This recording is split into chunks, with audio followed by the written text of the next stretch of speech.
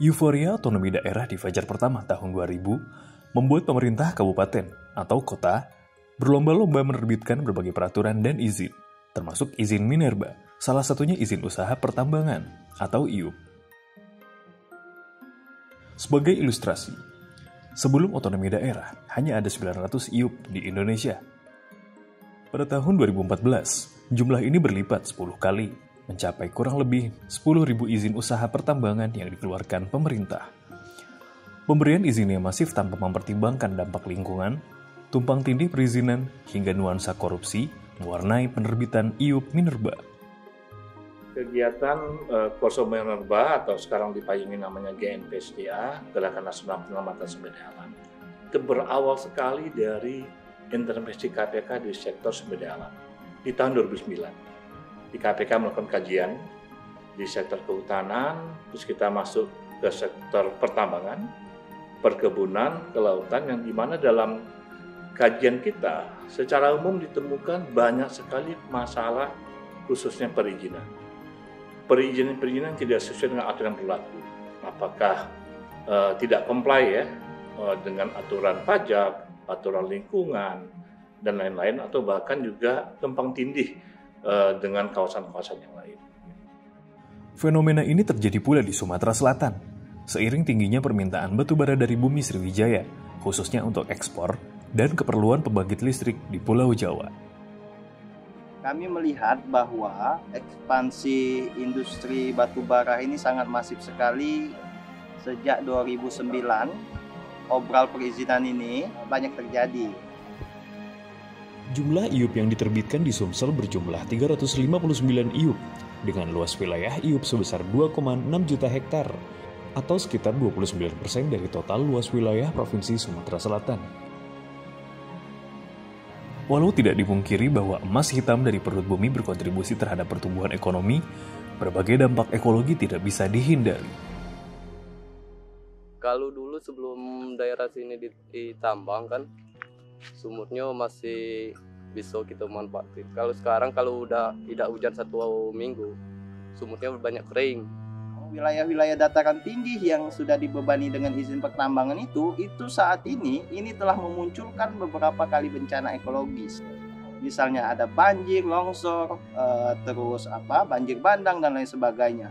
Nah, wilayah-wilayah itu kadang-kadang bukan wilayah-wilayah yang memang rawan bencana. Munculnya bencana-bencana ekologis ini kami sangat meyakinkan karena dampak-dampak ekspansi batu bara yang pada saat itu diobral sangat banyak sekali.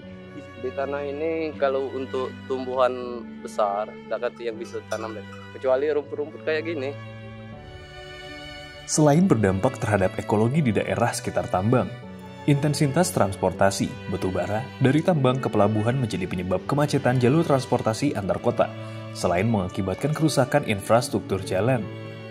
Sebagai ilustrasi, Lahat Palembang yang dulu bisa ditempuh dalam 4 jam, saat marak izin tambang sejak 2009 bisa sampai 10 jam.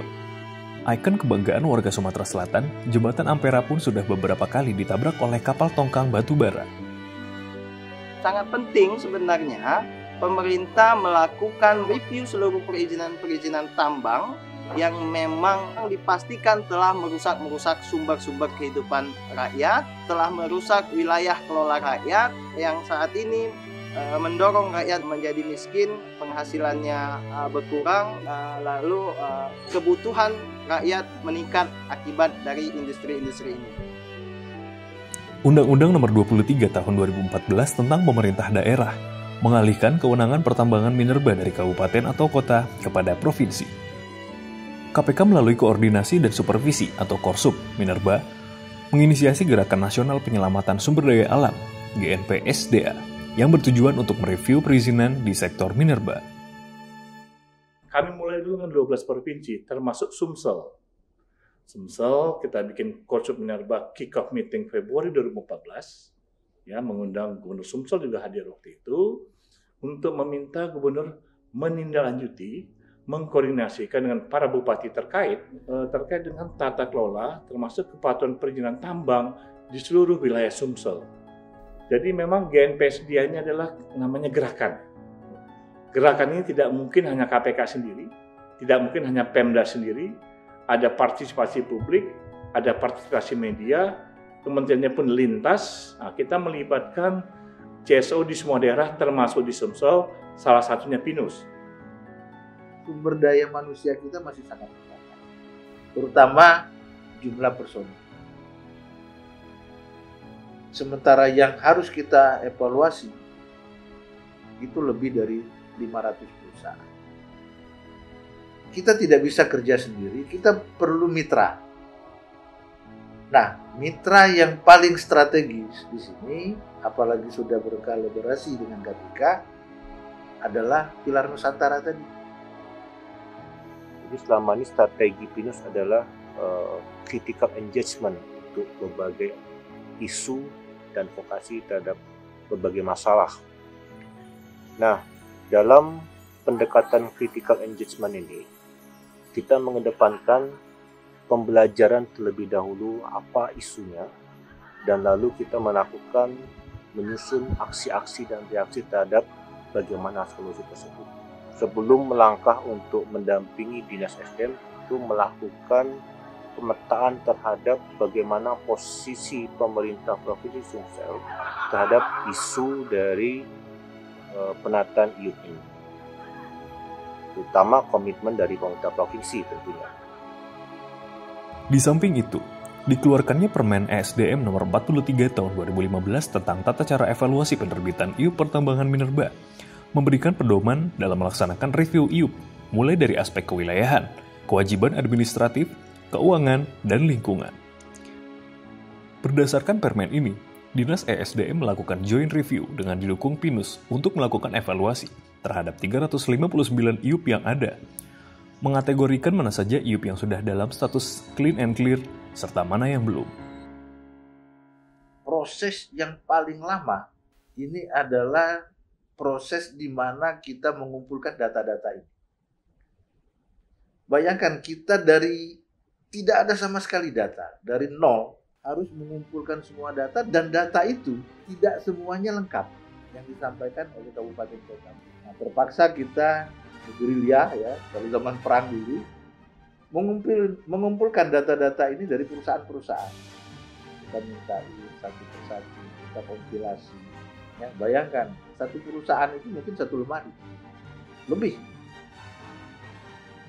Ya, data dari hulu sampai ke hilir. Dalam penyusunan instrumen dan juga melakukan review itu, kita bersama-sama aktif terlibat dengan Dinas SDM. Indikatornya ada 5 Pak yang kita lalui. Yang pertama itu perihal clear and clean administrasi. Yang kedua itu clear and clean mengenai kewilayahan, teknik, lingkungan, serta finansial. Dan itu juga secara lingkungan, dia harus mempunyai namanya izin lingkungan atau dokumen AMDAL yang harus dipenuhi, termasuk pelaporan-pelaporan. Untuk secara finansial, perusahaan itu harus melakukan penjaminan, seperti penjaminan reklamasi, jaminan penutupan tambang, pembayaran iuran produksi atau royalti, dan iuran tetap yang harus dilaksanakan dan dipenuhi seperti itu. Sepanjang tahun 2015 kita melakukan review terhadap seluruh 359 IUP, bolak-balik. Ada yang memang beberapa hal yang minta penundaan waktu, ada yang minta berbagai administrasinya dilengkapi. Penataan IUP menghasilkan 139 IUP dengan status clean and clear, sedangkan sisanya sebanyak 220 IUP dicabut dan diakhiri melalui SK Gubernur Provinsi Sumatera Selatan di tahun 2016. Proses pengakhiran IUP juga terus dilakukan bagi perusahaan yang tidak memperpanjang izin. Hingga 2020 ini, tercatat hanya 121 IUP yang aktif di Provinsi Sumatera Selatan.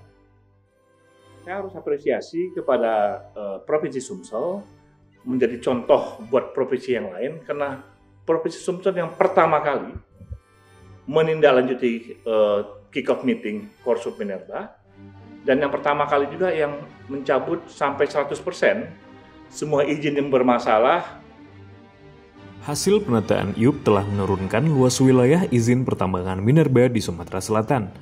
Dari yang sebelumnya berjumlah 2,6 juta hektar menjadi hanya sekitar 600.000 hektar.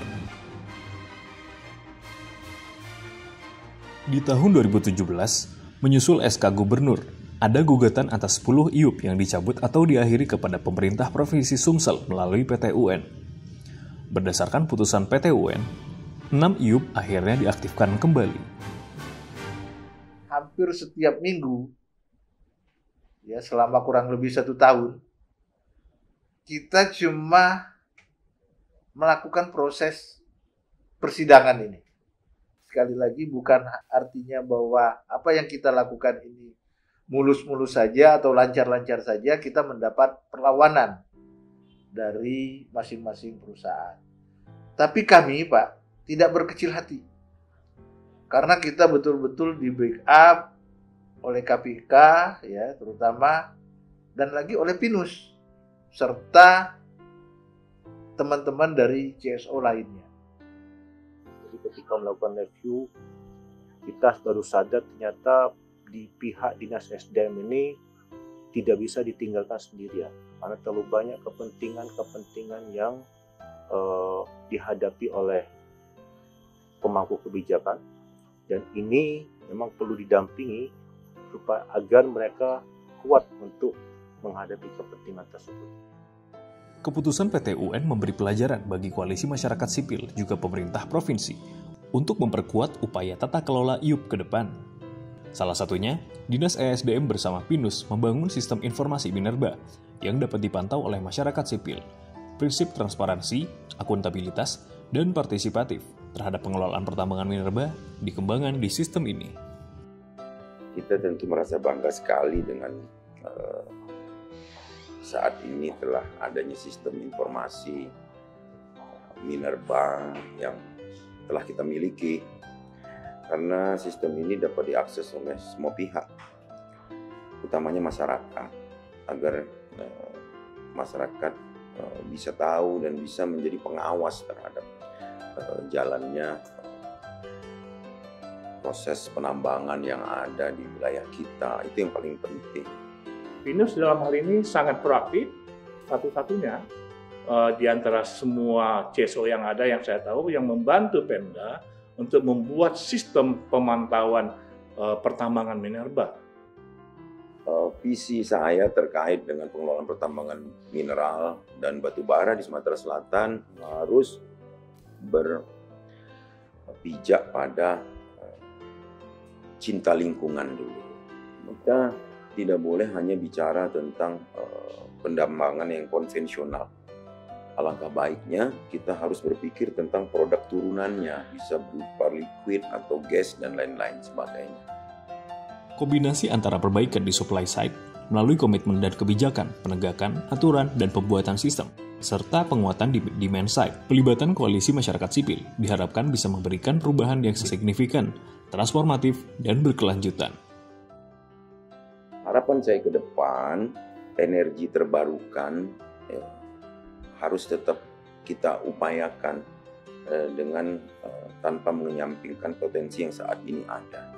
Dan kita tetap fokus pada keberpihakan kita terhadap lingkungan. Ini proses learning pembelajaran, dan dalam proses learning pembelajaran ini sebetulnya tidak ada rasa capek karena ada semacam pengalaman baru yang kita dapatkan. Proses penataan IUP pertambangan minerba merupakan tahap awal. Masih banyak perbaikan yang harus dilakukan untuk menjamin energi dan lingkungan untuk masa depan. Transformasi energi yang berbasis kepada energi terbarukan merupakan tujuan yang perlu diwujudkan di Sumatera Selatan.